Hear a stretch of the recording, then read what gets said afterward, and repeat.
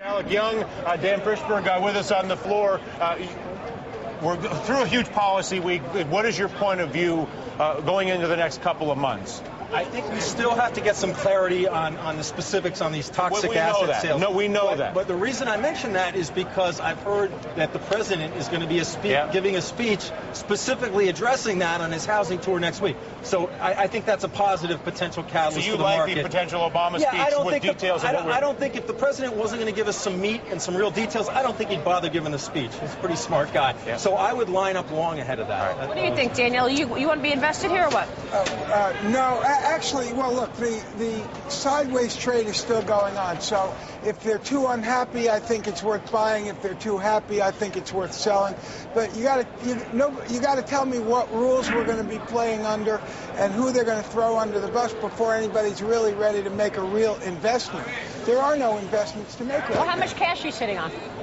I'm sitting on a lot of bonds, a lot of cash, and what I own, I have short positions on the indexes to offset it. Okay. I'm net short right now by a little bit. But even as from a trading perspective, when you look at what has been performing, gold's obviously been performing, healthcare, technology obviously performing, and then some of the other defensive postures, some of the Treasury ETFs and other related securities, would you go with those trends or would you fade those trends? Everything's going sideways since the beginning of November, really. All that's happened is we made an adjustment in value of assets down, based on the fact that we're kind of contracting economy instead of an expanding economy, all the things you know about. It's a smaller deal, so there was an adjustment down. Since that time, everything's gone sideways, and which means up and down, but not really any directional movement.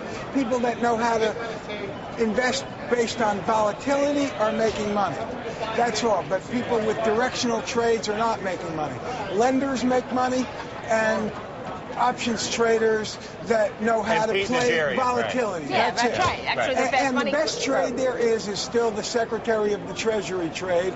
It works every single time. What does that mean? That is buy a put when the Secretary of the Treasury explains his plan. It's been going on for months. Yesterday's market was defined by a reversal that was precipitated by some possible mortgage subsidy as part of the Geithner plan.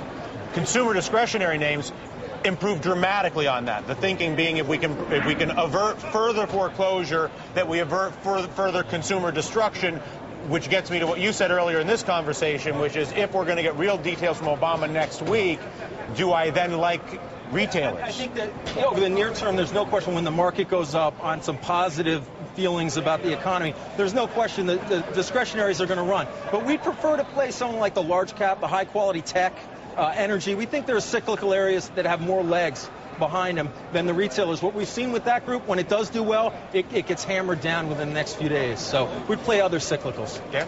You know, instead of trying to guess what might happen when they do things, you know what they're doing.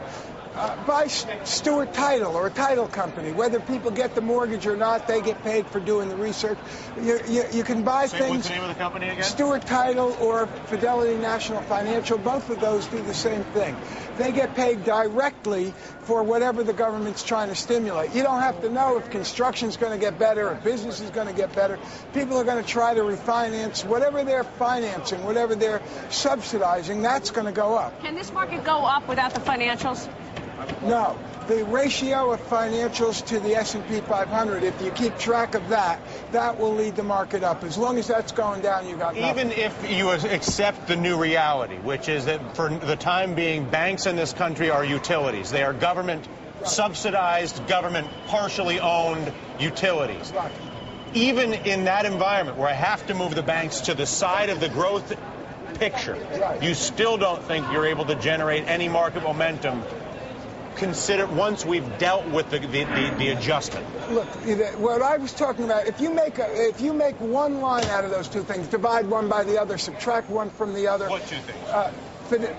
Financials in the S&P 500, okay. Yep. They go down, and financials are leading down. If they even stayed the same, that would be an improvement.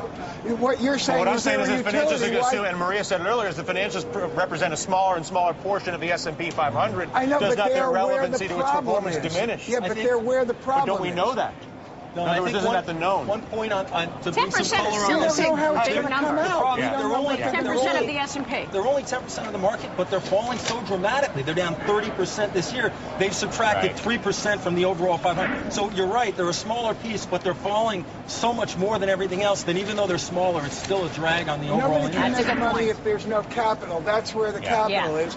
So it doesn't matter what you know. No Yeah. one can make money. Yeah. What you don't know is when will they have money. Right. Gentlemen, thank you. We so appreciate it. Good to see you both. Alec and Daniel, we'll see you soon. We appreciate it.